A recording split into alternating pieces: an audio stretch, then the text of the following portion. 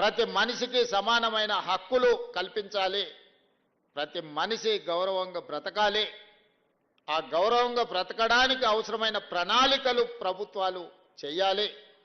ప్రజలు ఎన్నుకున్న ప్రభుత్వం విధానపరమైన నిర్ణయాలు తీసుకొని పరిపాలనతో ముందుకు వెళ్తుంటే అందులో ఉన్న సమస్యల్ని, లోటుపాట్లను విశ్లేషించి విశదీకరించి ప్రభుత్వానికి అవసరమైన సలహాలు సూచనలు ఇచ్చి ఒకవేళ ప్రతిపక్షాలు ఇచ్చిన సలహాలు సూచనల్ని పాటించకపోతే ఆ ప్రభుత్వానికి వ్యతిరేకంగా నిరసన కార్యక్రమాలు తెలపడానికి, అవసరమైతే రాస్తారోకోలు చేయడానికి, అవసరమైతే ధర్నాలు చేసి ఆమరణ నిరాహార దీక్ష వరకైనా వెళ్ళి ప్రభుత్వం చేస్తున్న తప్పిదాలను సరిదిద్ది ప్రజలకు ఒక సుపరిపాలన అందించడానికి ప్రతిపక్ష పార్లమెంటరీ వ్యవస్థను మనం ఏర్పాటు చేసుకున్నాం.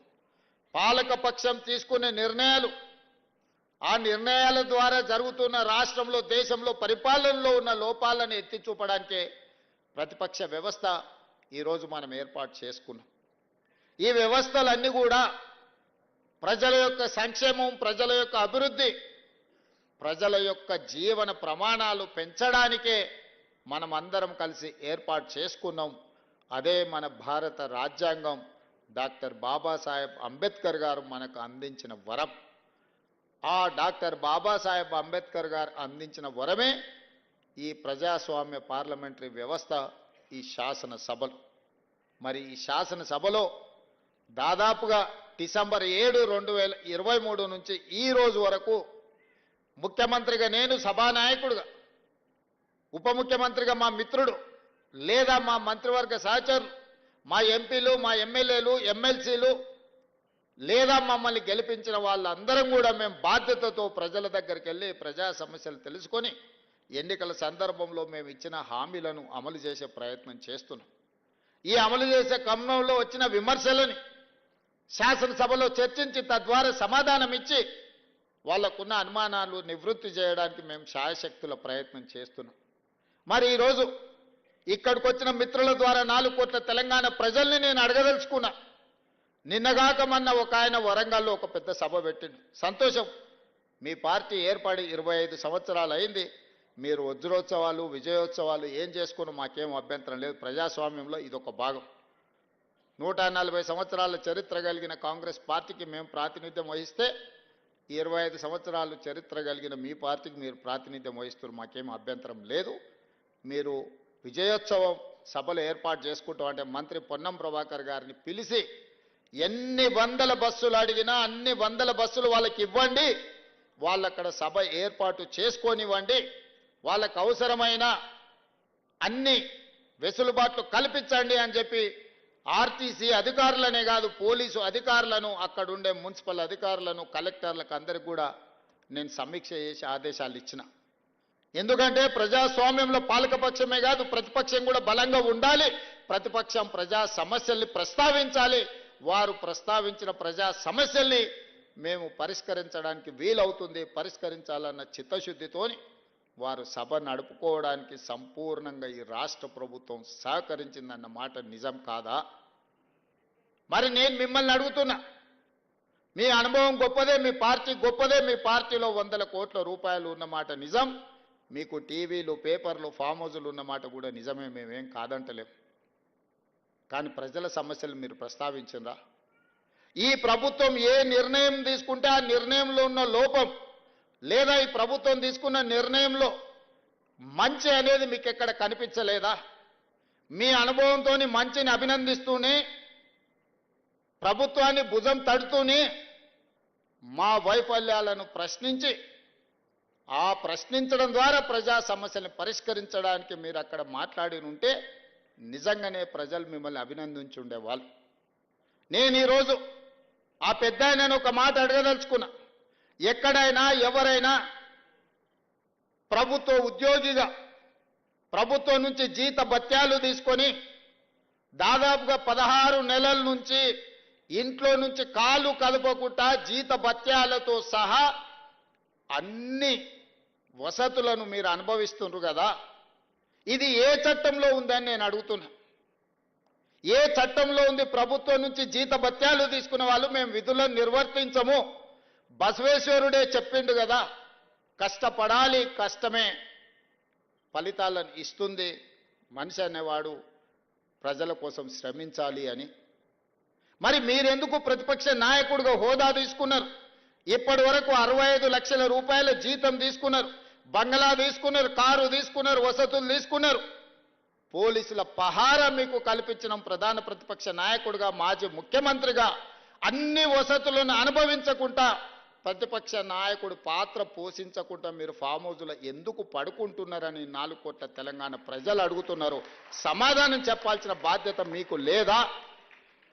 ఆయన అంటే నేను రాను అసెంబ్లీలకు, మా పిల్లల్ని పంపించినా అంటాడు. నేను ఆయన్ని అడుగుతున్నా, పిల్లల్ని పంపించడానికైతే మీరెందుకు ప్రతిపక్ష నాయకుడిగా ఉండాలి? మీరెందుకు పార్టీ అధ్యక్షుడిగా ఉండాలి? మీరెవరు సభకు రాని ప్రతిపక్ష నాయకుడు మమ్మల్ని ప్రశ్నించే నైతిక హక్కు మీకున్నదా? మీ నైతిక హక్కు లేనప్పుడు మీకు మమ్మల్ని ప్రశ్నించే అధికారం ఎవరిచ్చిండ్రు అని నేను అడుగుతున్నా. ఈరోజు నేను వారిని సూటిగా అడుగుతున్నా, అధికారం ఉంటేనే, ఆదాయం వస్తేనే మీరు పనిచేస్తారా? అడ్డగోలుగా కొల్లగొడితేనే మీ అధికారం ఉన్నట్లనా? మీకు ప్రజలు కష్టాలలో ఒకవేళ ఉంటే ప్రజల దగ్గరికి ఎందుకు వెళ్తలేరు? మా దగ్గరికి రాలే, అసెంబ్లీకి రాలేదు, మమ్మల్ని ప్రశ్నించడానికి, మా కళ్ళల్లో చూడడానికి నీకు ఏదైనా భయం ఉంటే మరి నిన్ను ప్రతిపక్ష హోదా ఇచ్చిన ప్రజల దగ్గరికి మీరు ఎందుకు వెళ్తలేరని నేను వారిని అడుగుతున్నా. ఫామ్ హౌస్లో పడుకొని మీరు ఏం సందేశాన్ని ఇవ్వదలుచుకున్నారు రాబోయే తరాలకని నేను అడుగుతున్నా. అధికారం ఉంటేనే చెలాయిస్తాం, లేకపోతే ఫామ్ హౌస్లోనే మేము ఉండిపోతాం, ప్రజలు ఎక్కడికి పోయినా సరే గాలికి వదిలేస్తామని సందేశాన్ని ఇవ్వదలుచుకున్నారా మీరు ప్రతిపక్ష నాయకుడుగా నేను అడుగుతున్నా. మిమ్మల్ని, మేము చేసిన పథకాలన్నీ ఆగిపోయినాయని, ఏ పథకం ఆగిపోయిందని నేను అడుగుతున్నా. రైతు బంధు ఆగిపోయిందా? షాదీ ముబారక్ ఆగిపోయిందా? కళ్యాణ లక్ష్మి ఆగిపోయిందా? ఫీజు రియంబర్స్మెంట్ ఆగిపోయిందా? ఆరోగ్యశ్రీ ఆగిపోయిందా? ఉచిత కరెంట్ ఆగిపోయిందా? ఈ రాష్ట్రంలో ప్రజా పాలన ఎక్కడైనా ఆగిందా అని నేను అడుగుతున్నా. ఇవే కాదు, సన్న బియ్యం ఇచ్చినాం, పేదవాళ్ళ ఇళ్లకు 200 యూనిట్లు ఉచిత కరెంట్ ఇచ్చినాం, 500 రూపాయలకు సిలిండర్ ఇచ్చినాం, 60,000 ప్రభుత్వ ఉద్యోగాలు ఇచ్చినాము, 2.5 లక్షల కోట్ల రూపాయల పెట్టుబడులు తీసుకొచ్చినాం, ప్రైవేట్లో 1,00,000 ఉద్యోగాలు ఇప్పించినాం. ఈరోజు హైదరాబాదు నగరాన్ని విస్తరించడానికి అవసరమైన అభివృద్ధి కార్యక్రమాలను చేపడుతున్నాం. మా ఆడబిడ్డలకు ఆర్టీసీ బస్సులో ఉచితంగా ప్రయాణం, రాష్ట్రంలో నలుమూలల అమ్మగారింటికి వెళ్ళినా, అమ్మవారిని దర్శించుకోవాలన్నా అనా పైస ఖర్చు లేకుండా ఇయ్యాల మా ఆడబిడ్డలు ధైర్యంగా ఆర్టీసీ బస్సు ఎక్కగలుగుతుండ్రు అని అంటే 5,000 కోట్ల రూపాయలు రాష్ట్ర ప్రభుత్వం, మంత్రివర్యులు ఇక్కడనే ఉన్నారు, పొన్నం ప్రభాకర్ గారు, బట్టి విక్రమార్క గారు, ఆయన డబ్బులు ఇచ్చిండు, ఈయన డబ్బులు తీసుకున్నాడు. 5,000 కోట్ల రూపాయలు 15 నెలల కార్పొరేషన్ మేము చెల్లించినాం. ఇవన్నీ మీకు ఎక్కడ కనిపిస్తలేవా? కనిపించకపోయే అవకాశం ఉంది. ఎందుకంటే మీరు సభకే రారు కదా, మీరు సమస్యల గురించి తెలుసుకోరు కదా, సంక్షేమం గురించి మీకు అర్థమే కాదు కదా, మీకు తెలియకపోవడానికి అవకాశం లేదు, తెలుసుకోవడానికి అవకాశం లేదనేది నేను సంపూర్ణంగా నమ్ముతున్నా. మీరు ఏ మత్తులో జోగుతున్నారో అది మీకే తెలవాలి, నేను అనదలుచుకోలేదు. మరి ఏ బాధ్యత లేని మీరు మమ్మల్ని కడుపు నిండా విషం పెట్టుకొని విద్వేషపూరితమైన ప్రసంగం చేయడం ద్వారా ప్రజల మధ్యలో చిచ్చు పెట్టాలనే ప్రయత్నం ఈ తెలంగాణ రాష్ట్రానికి మంచిదా అని నేను అడుగుతున్నా. ఏ చిన్న కార్యక్రమం ఉన్న ముఖ్యమంత్రిగా నేను రావడం లేదా? ఇదే రవీంద్ర భారతిలో ఈ సంవత్సరం క్యాలెండర్ తీయండి, ఎన్ని కార్యక్రమాలలో నేను వచ్చి మిమ్మల్ని అందరినీ కలిసిన. ప్రతిరోజు ఎక్కడికి వెళ్ళిన అత్యంత సామాన్యులను కూడా కలిసి, ఎవరు పిలిచినా రేవంత్ అన్న అంటే ఏంది అని వెనక్కి తిరిగిపోయి కలిసి మాట్లాడి వాళ్ళ సమస్యలు తెలుసుకొని పరిష్కరించే ప్రయత్నం చేస్తున్నా కదా. తీయండి, 94 నుంచి 2004 వరకు 10 సంవత్సరాలు తెలుగుదేశం అధికారంలో ఉంది. 2004 నుంచి 2014 వరకు కాంగ్రెస్ పార్టీ రాజశేఖర్ రెడ్డి గారు అధికారంలో ఉన్నారు. 2004 నుంచి దాదాపుగా 2024 వరకు 10 సంవత్సరాలు చంద్రశేఖరరావు అధికారంలో ఉన్నాడు. 2024 నుంచి మేము అధికారంలోకి వచ్చిన ఈరోజు చెప్తున్న మిత్రుల ద్వారా ఫామ్ హౌస్లో ఉన్న పెద్ద ఆయన చెప్తున్న 10 సంవత్సరాలు మేమే పరిపాలన చేస్తాం. 10 సంవత్సరాలు నువ్వు ఫామ్ హౌస్లో ఉంటావు, ఆ తర్వాత శాశ్వతంగా అక్కడనే నీ చరిత్ర సమాధి అయిపోతుంది అని చెప్పి నేను స్పష్టంగా చెప్పదలుచుకున్నా. ప్రజలు విజ్ఞులు, ప్రజలకు పరిపాలన తెలుసు, ప్రజలు ఎవరు ఏం చేస్తున్నారో, ఎవరు ఏం మాట్లాడుతున్నారో, ఎవరి ఆలోచన ఎట్లుందో ప్రజలు తెలియనంత అమాయకులా. కొట్లాడి తెచ్చుకున్న తెలంగాణ కోతుల గుంపు కప్పజెప్పినట్టయింది మొదటి 10 సంవత్సరాలు. తాను చెడ్డ కోతి వనమల్ల జడిచే అని నీ కుటుంబం మొత్తం కలిసి ఈ తెలంగాణ మీద పడి దోసుక తిన్న మాట వాస్తవం కాదా? అందుకే ఈరోజు సూటిగా వారికి విజ్ఞప్తి చేస్తున్నా. కాళేశ్వరం మీద చర్చ చేద్దామా? ఉచిత బస్సు ఆడబిడ్డలకు ఇచ్చిన దాని మీద చర్చ చేద్దామా? రైతు రుణమాఫీ మీద చర్చ చేద్దామా? రైతు బంధు మీద చర్చ చేద్దామా? తెలంగాణ ఉద్యమంలో చురుకైన పాత్ర పోషించిన విద్యార్థులు, ఉద్యమకారులు, నిరుద్యోగ యువకుల గురించి మేము ఇచ్చిన 60,000 ఉద్యోగాల మీద శాసనసభలో చర్చ చేద్దామా? లేదా 30 సంవత్సరాల నుంచి ఎంతో మంది ప్రాణాలు వదులుకొని సాధించుకోవాలనుకున్న ఎస్సీ వర్గీకరణ మీద చర్చ చేద్దామా? 100 సంవత్సరాలు దేని మీద చర్చ చేద్దాం? చంద్రశేఖరరావు గారు మీరు చెప్పండి అని నేను అడుగుతున్నా. నేను సిద్ధంగా ఉన్నా. ప్రతిపక్ష నాయకుడిగా మీరు సూచన చేయండి. మా నిర్ణయాలలో లోపాలు ఉంటే ఎత్తి చూపండి, సవరించుకోవడానికి మేము సిద్ధంగా ఉన్నాం. కానీ విద్వేషం వెళ్ళగక్కి నీ కోపాన్నంతా మాటల రూపంలో ప్రదర్శించే ప్రయత్నం చేస్తారు. ఆయన కళ్ళకు, ఆయన చూపుకు ఒకవేళ బలమే ఉంటే ఆయన కడుపులో ఉన్న విషంతోనే ఒకవేళ ఎదురుగున్నోళ్ళని మాయం చేసేది ఉంటే ఈ పాటికి వేదిక మీద ఉన్న మేము ఎవ్వరం లేకుండా పోయేటోళ్ళం. అంత విషం ఆయన మాటల్లో కళ్ళల్లో కనిపిస్తుంది. ఎందుకే 40 ఏళ్ళు తెలంగాణ ప్రజలు నేను గుండెల్లో పెట్టి చూసుకున్నందుక కాంగ్రెస్ విలన్ అంటాడు. నాకు నిజంగా ఆశ్చర్యం కలిగింది.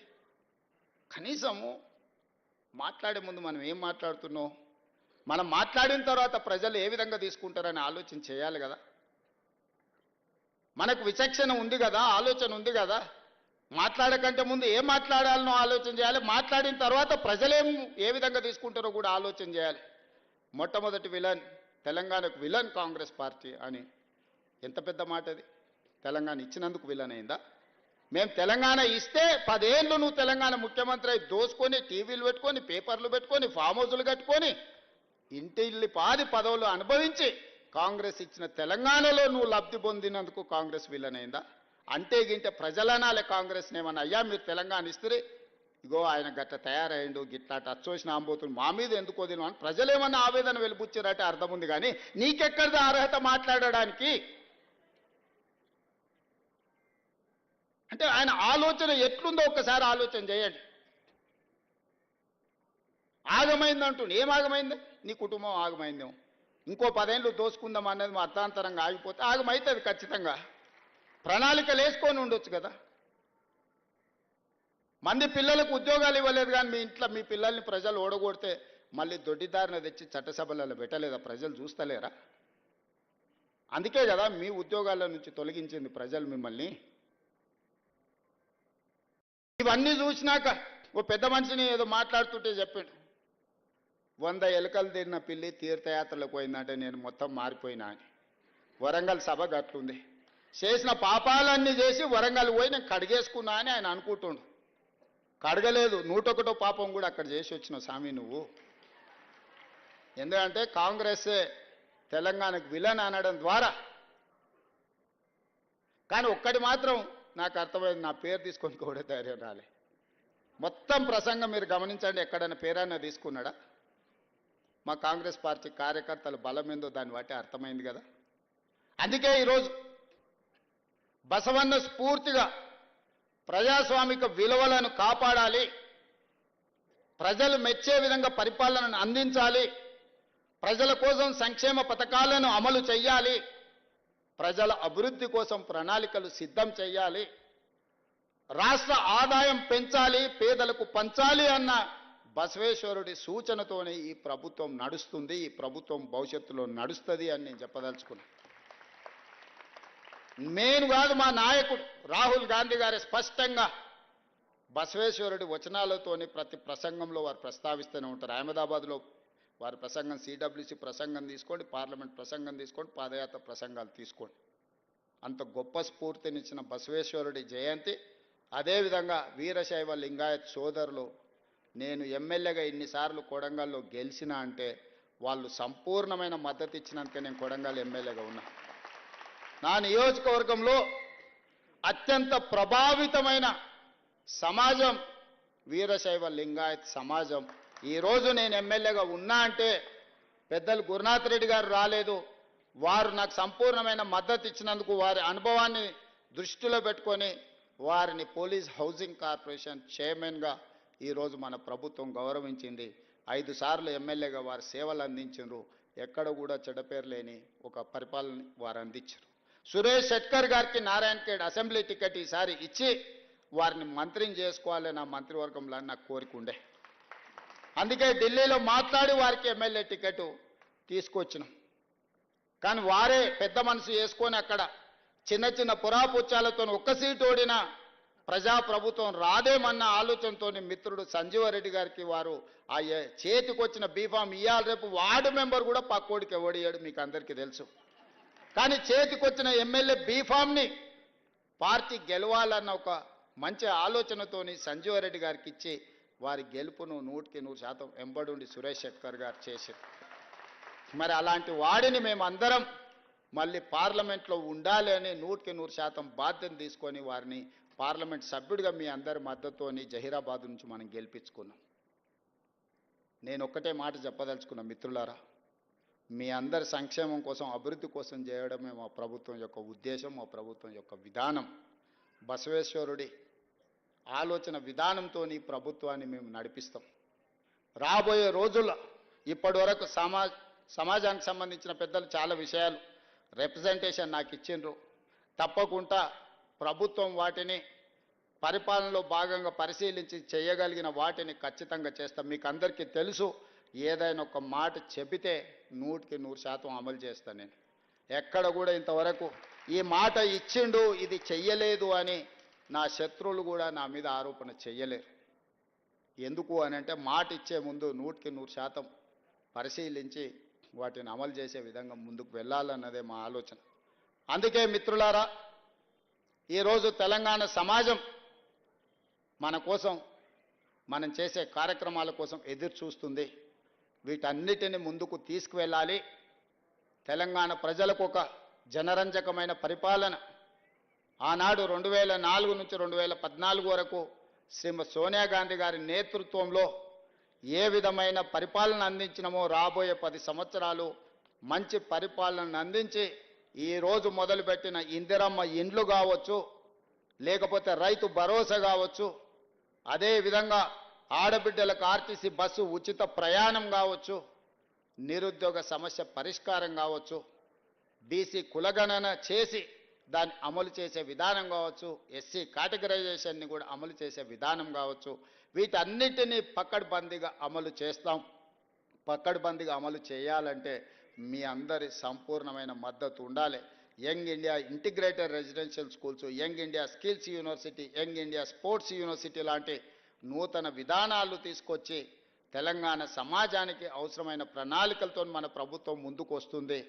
చేసింది చెప్పుకోవడంలో కొంత వెనకబడి ఉన్నామని చెప్పి మిత్రులందరూ సూచన చేస్తున్నారు. చెయ్యడమే నా లక్ష్యము, చెప్పేది మీ బాధ్యత, పైనున్న మా పిల్లల బాధ్యత. మీ భవిష్యత్తు కోసమే ఈ ప్రభుత్వం పనిచేస్తుంది. ఈ ప్రభుత్వం మీది, మీరే మా భవిష్యత్తు, మీరే, మీకోసమే ఈనాడు ఈ ప్రభుత్వం పనిచేస్తుంది. అందుకే ఈ వేదిక మీద నుంచి 10వ తరగతి ఫలితాలను విడుదల చేయడం ద్వారా బసవేశ్వరుడు సాక్షిగా మీ తరగతి గదుల్లోనే ఈ రాష్ట్ర దేశ భవిష్యత్తు ఉంది. మీరే మా అంబాసిడర్లుగా మారండి. ఈ ప్రభుత్వం చేస్తున్న మంచి పనులను మీ గ్రామాలలో చెప్పండి. నాయకుల కంటే కూడా స్వచ్ఛమైన మా పిల్లలనే మేము నమ్ముతున్నాం. మా కుటుంబ సభ్యులు మీరే మా వారధులుగా, మా ప్రతినిధులుగా పనిచేయండి. మీ భవిష్యత్తు కోసం 100% శక్తి వంచన లేకుండా మీ ఉజ్వలమైన భవిష్యత్తు కోసం మీ రేవంత్ అన్న పనిచేస్తాడని తెలియజేస్తూ మీ అందరి దగ్గర సెలవు తీసుకుంటున్న ధన్యవాదాలు మిత్రులారా. ప్రభుత్వ ప్రయత్నాలకు ప్రజాస్పందనే ప్రతిబింబం తెలియజేసిన ఆనరబుల్ సీఎం గారికి ధన్యవాదాలతో సురేష్ షెట్కర్ గారు ఇప్పుడు నిర్వాహక కమిటీ తరఫున ఆనరబుల్ సీఎం గారికి, డిప్యూటీ సీఎం గారికి, ఆనరబుల్ మినిస్టర్ గారికి సన్మానం అందజేస్తారు.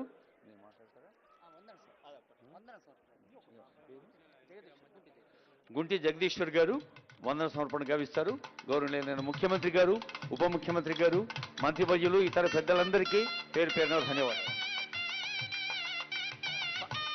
బసవేశ్వర జయంతి గారికి కార్యక్రమానికి ముఖ్య అతిథిగా చేసిన యనమల రేవంత్ రెడ్డి గారికి మరియు డిప్యూటీ ముఖ్యమంత్రి భట్టి గారికి, మన బలహీన వర్గాల ఆశాజ్యోతి పొన్నం ప్రభాకర్ గారికి, మరి కార్యక్రమంలో పాల్గొన్న ప్రభుత్వ సలహాదారు షబీర్ అలీ గారికి,